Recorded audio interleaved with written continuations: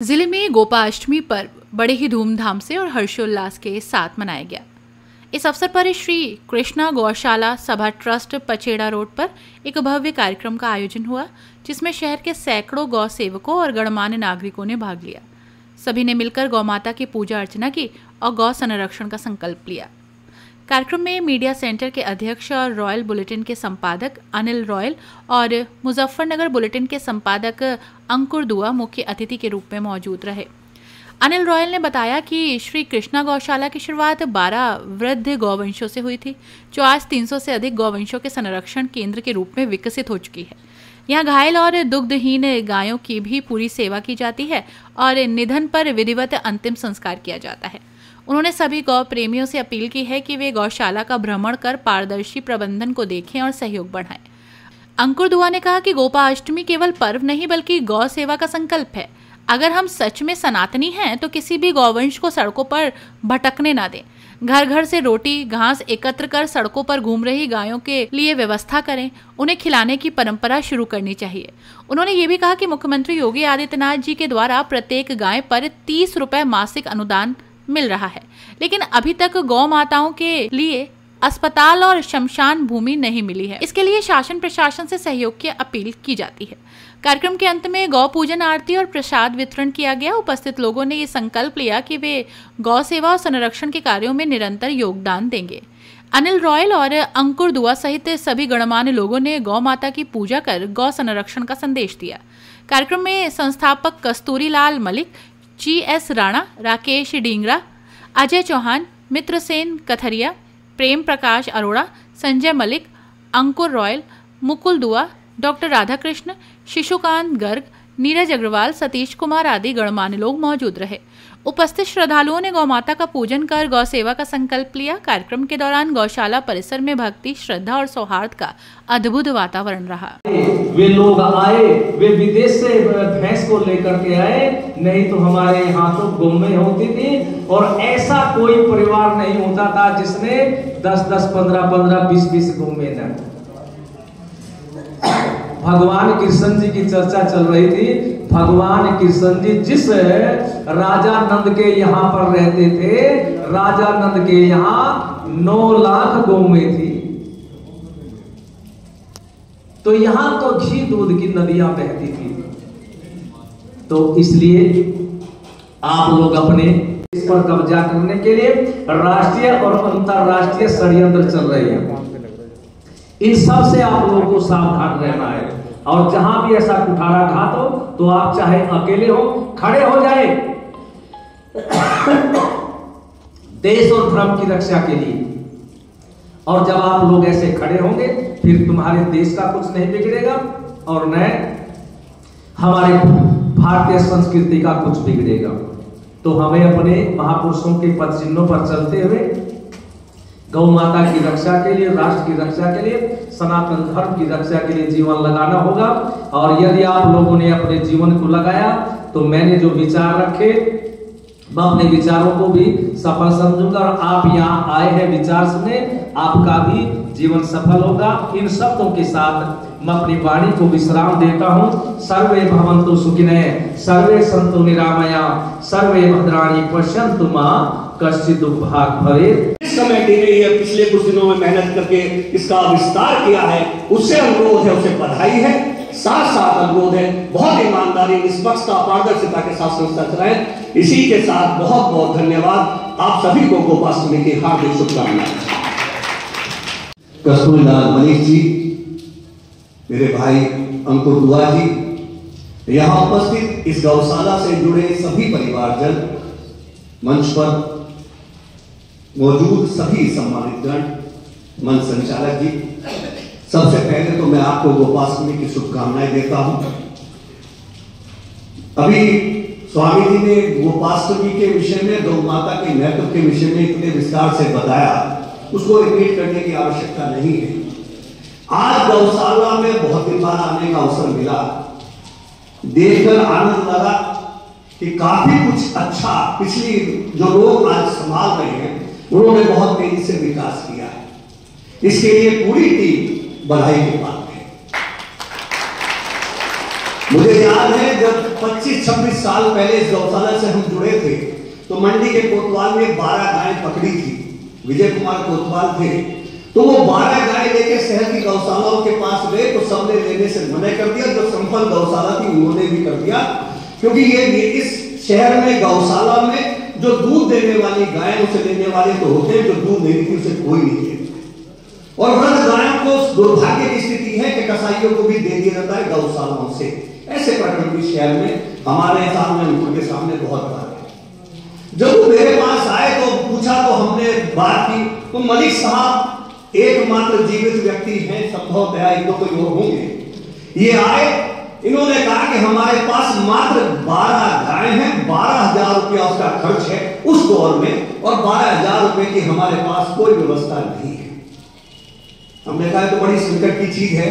हमने कहा गाय आप रखिए, और 12 गाय का 12,000 रुपया है, तो हमने 25 आदमी 500-500 रुपए महीना देने वाले जोड़े कि उसमें 12,500 रुपया महीना हम आपको देंगे, जिसमें 1,000 रुपए मैंने अपने दिया, अपने परिवार के लोग मित्रों को जोड़ा। धीरे धीरे जब लगा तो गौ की संख्या बढ़ी, तो भूस की आवश्यकता, मलिक साहब कहने लगे भूस की जरूरत है। हमने सतीश गोयल जी से बात की, उन्होंने 50,000 रुपए का भूस उस दौर में दिया। फिर शरद गोयल बंटी से कहा, उन्होंने 50,000 रुपए का दिया। फिर भीम जी का, फिर स्थान की धीरे धीरे कमी होने लगी, तो रहा कि बराबर का प्लॉट खरीद लो, बराबर का कर लो। तो हमें याद है तो ये तय करा करते थे कस्तूरीलाल मलिक जी, फिर हमारे भाई नरेंद्र जी, फिर जय सिंह चौहान जी जुड़ गए कि 2 गज के पैसे आप देंगे, 5 के आप देंगे, 10 के आप देंगे, और आज 5,000 गज शायद हमारे पास जगह हो गई, 5,000 से भी ज्यादा है, जिसके पहले में किसी का मेरे नाम है, किसी का कस्तूरीलाल जी के नाम है, किसी का जय सिंह जी के नाम है। तो आज इतना भव्य रूप आया है, वो आप सभी के सहयोग से आया है। आप सभी उसके लिए साधुवाद के पात्र हैं। काफी परिवार नए लगातार जुड़ते रहते हैं। मेरा अनुरोध कमेटी से ये है, जो भी लोग इसे संचालित कर रहे हैं, कि आज 5,000, 5 लाख, 50 लाख देने वाले भी दानदाता मिल जाएंगे, लेकिन उस दौर में 500 रुपए वाले तलाश करने भी कठिन थे। तो मेरा अनुरोध है कि चाहे वो कस्तूरीलाल मलिक हो, चाहे जय सिंह जी रहे हो, चाहे नरेंद्र रहे हो, या और लोग रहे हो, उन सबको भी वही यथोचित सम्मान मिलना चाहिए जो 50 लाख और 5 लाख रुपए देने वाले का होना चाहिए। 500 रुपए उस दिन के आज करोड़ों के बराबर है। उस समय 12 गाय को आज सैकड़ों गाय का हम गोवंश का संचालन करेंगे। राजा भैया जी आए, राजा भैया जी ने बहुत मेहनत की, सबके लिए सहज कर दिया। जय सिंह जी ने बहुत जबरदस्त मेहनत की, नरेंद्र जी ने बहुत जबरदस्त मेहनत की, कस्तूरीलाल जी, जय सिंह जी, नरेंद्र जी लगातार गलियों में घूम घूम के पैसा इकट्ठा किया करते थे। आज शाम को सुबह को घर घर जाके पैसा इकट्ठा करते थे, तब आज गौशाला इतने भव्य रूप में आई। मेरा एक अनुरोध है, जो संस्थाओं के साथ सामान्यता दिखता है, जब कंगाली में होती, गर्दिश में होती है, तो सबके सहयोग की जरूरत होती है, और जब वो स्थापित हो जाती है तो उनको बुला दिया जाता है, जो उसके नींव के पत्थर होते हैं। ये परिस्थिति आज हमारे परिवारों में भी है, समाज में भी। मेरा अनुरोध है कि जो पुराने जुड़े हुए परिवार हैं, उन सबको जो सक्रिय भी नहीं है, उनसे प्रयास करना चाहिए कि वो आए, सक्रिय हो। दूसरी बात, एक सबसे बड़ी संकट ये होता है कि आर्थिक रूप से स्पष्टता नहीं होती है। मैं बधाई देना चाहता हूं उस कमेटी को जिन्होंने अभी कल निमंत्रण छपवाया है। पहली बार आय व्यय का विवरण सार्वजनिक किया गया है, जिसके लिए राधेश्याम गर्ग जी शायद सीए हैं कोई, उनको मैं बधाई देना चाहता हूं जिस कमेटी ने किया। मित्र सेन जी कहां है? मित्र सेन कथुरिया जी बहुत सक्रिय सदस्य यहां हैं, लेकिन बहुत साल से हम लगातार उनसे कहते थे कि भैया सरकार पिछले 10-12 साल से सरकार इतना अनुदान गौशालाओं को देती है। ये महाराज जी की सरकार में बढ़ा है, लेकिन इससे पहले भी गौवंश के लिए था। मुझे याद है नरेंद्र जी की डेथ पर संजीव बालियान जी जब हमारे घर आए तो संजीव बालियान जी ने कहा कि मुझे प्रस्ताव दे दो, 25 लाख मेरे अपनी कलम का है, मैं कल ही आपको दे दूंगा। लेकिन मित्र सेन जी से कहा, उनका कागज तैयार नहीं है। लेकिन इस बार खुशी की बात यह है कि कागज भी तैयार है, ऑडिटेड बैलेंस शीट भी छपी हुई है निमंत्रण पत्र के साथ। मेरा अनुरोध है कि एक परफॉर्मा बना दीजिए, सोशल मीडिया पर डाल दीजिए, जैसे अभी अंकुर भाई चलते करते हैं उत्तम गौ सेवा के रूप में, स्कैन के लिए डाल दीजिए बार को। जो भी रुपया दे, चाहे वो 1 रुपया दे, चाहे 1 लाख रुपया दे, वो बार कोड से सीधे सीधे खाते में जाए और खाते से ही 1 रुपए का संचालन हो, हर चीज का भुगतान खाते से हो, चाहे कर्मचारी की तनख्वाह हो, चाहे बिजली का बिल हो, चाहे राशन, जिससे ट्रांसपेरेंसी रहेगी। और जितने भी परिवार यहां जुड़े हैं, जब जो चाहे वो ट्रांसपेरेंसी से उसे कंप्यूटर पे दिखा दे कि ये रहा अकाउंट है, जिसको जब देखना हो देखे।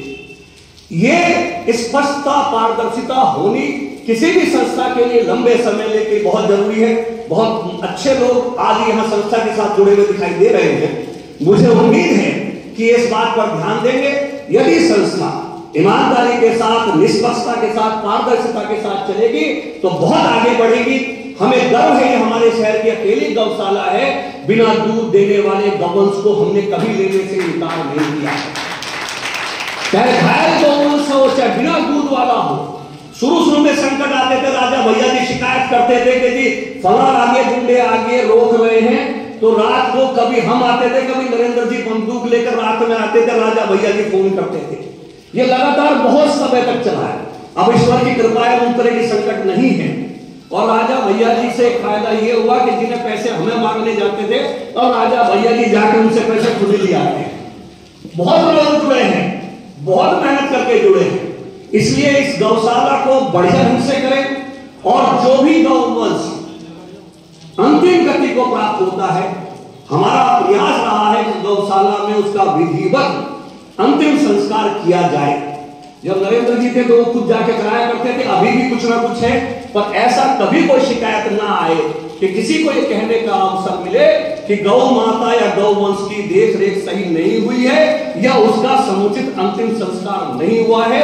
समाज साथ है, समाज मदद कर रहा है। बहुत सामान्य सी गौशाला जो 500-700 गज से शुरू हुई थी, आज इतनी बड़ी है, 12 पशुओं से आज सैकड़ों पशुओं की है, वो आप सभी के सहयोग से बनी है।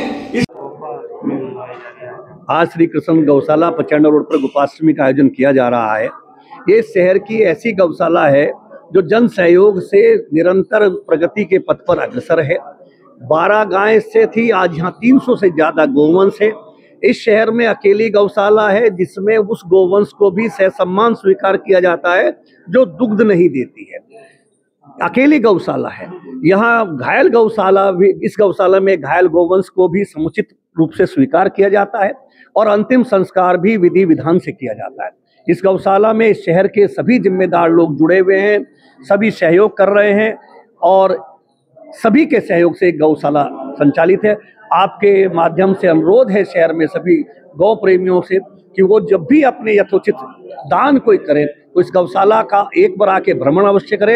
ये पचैड़ा रोड पर अंकित विहार से आगे आने के बाद गढ़ी से पहले पड़ती है श्री कृष्ण गौशाला है। आकर देखें और देखें कि शहर में सबसे अच्छी गौशालाओं में से एक है जिसमें वो सहयोग करें। 3 वर्षों से लगातार मैं यहाँ मौजूद हूँ और साथ साथ ये भी कहता हूँ कि हम तो दिखावे के लोग हैं, जो पीठ पीछे काम करने वाले लोग हैं, जैसे शिशुकांत जी हैं, वो कोने में प्रेम प्रकाश जी पिछली बार की तरह बैठते हैं। ऐसे लोग जो सामने दिखाई नहीं देते और वास्तविक सेवा गोवंशों की करते हैं। बड़ी ही विडंबना है कि हम अपने आप को हिंदू धर्म का, सनातन धर्म का बढ़ा चढ़ा के बताते हैं, लेकिन दुख होता है जब सड़कों पे हमारा गोवंश आवारा कहलाता है, ऐसा है कहलाता है, वो कूड़े में पन्नियां चुगता है और वो खाता है। तो कहां के रहे हम सनातनी? कहने को कह दो कि हमें 33 करोड़ देवता, देवी देवताएं इसमें दिखाई देते हैं। मैंने जो श्री अनिल रायल जी ने योजना बताई, शिशुकांत जी ने बताई, उत्तम गौ सेवा जो शुरू की वो इसी कारण से शुरू की कि कहीं बिल बिलाते में पशु, कीड़े पड़े हुए पशु मिलते थे और हम अपनी गाड़ियां, एक्टिवा आराम से उसके आगे से चले जाते थे। तो एक ऐसी टीम अपने साथ जोड़ी जो गरीब लोग हैं और निस्वार्थ भाव से जगह जगह जाकर, गली गली जाकर उन गोवंशों की सेवा करते हैं जो अपाहिज हैं और ऐसी गौशालाओं में पहुंचाते हैं।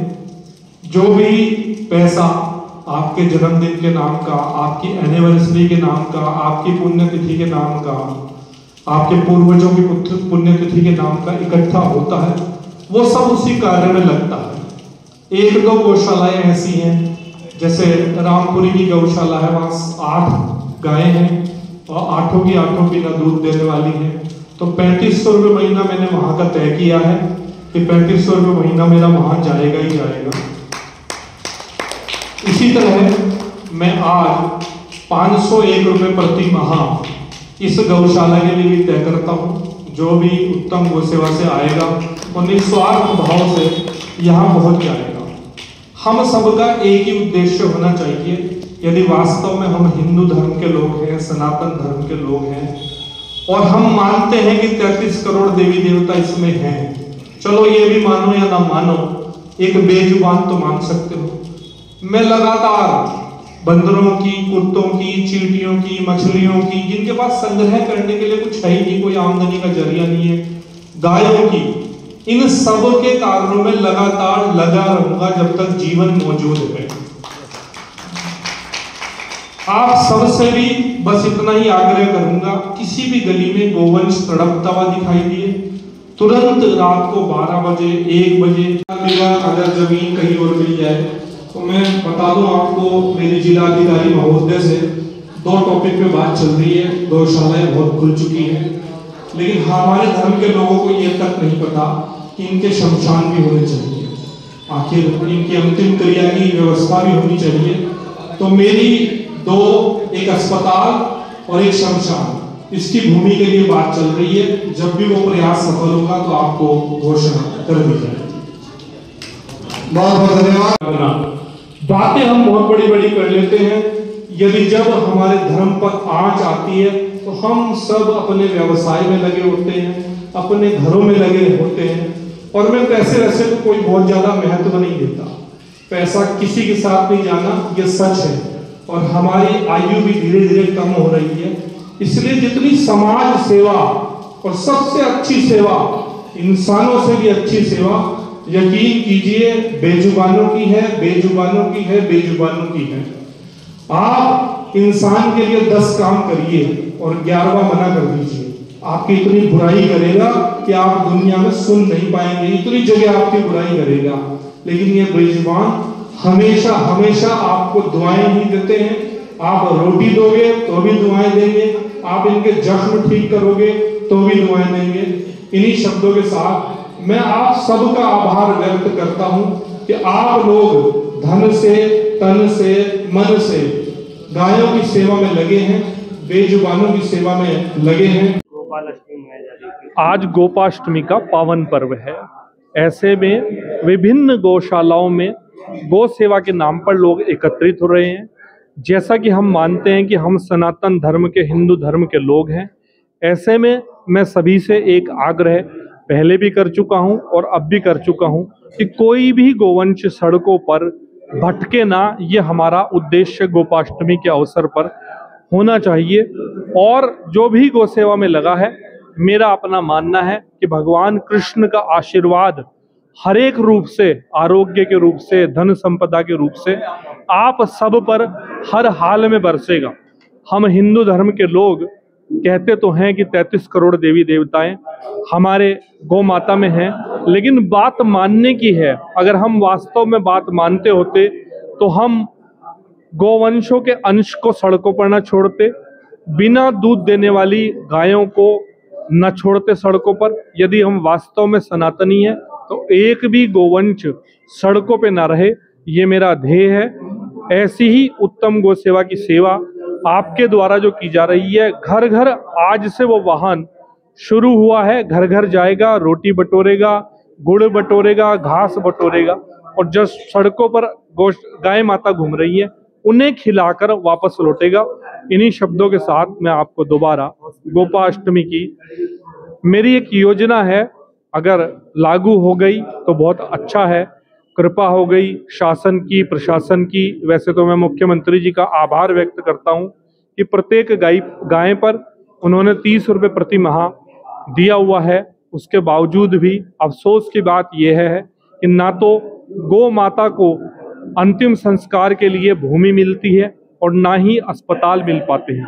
तो उत्तम गौ सेवा, श्री कृष्ण गौ सेवा, शहर गौशाला, नई मंडी गौशाला, सबसे एक ही अनुरोध करूंगा कि मेरे साथ वो भी प्रयास करें कि इनको शमशान भी मिल पाए और अस्पताल भी मिल जाए।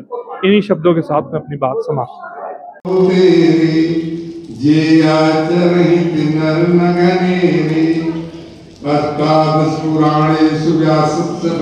करूं। परोपकाराय पुण्याय पापाय परपीड़नम। जब हमने गो सेवा का व्रत लिया है और 600 गज से 7000 गज में आई है,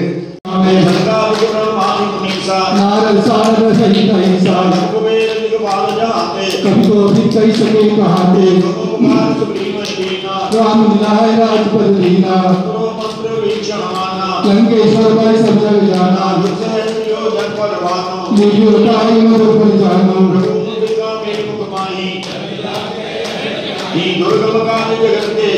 सुगंध अनुप्रिय तुमरे देते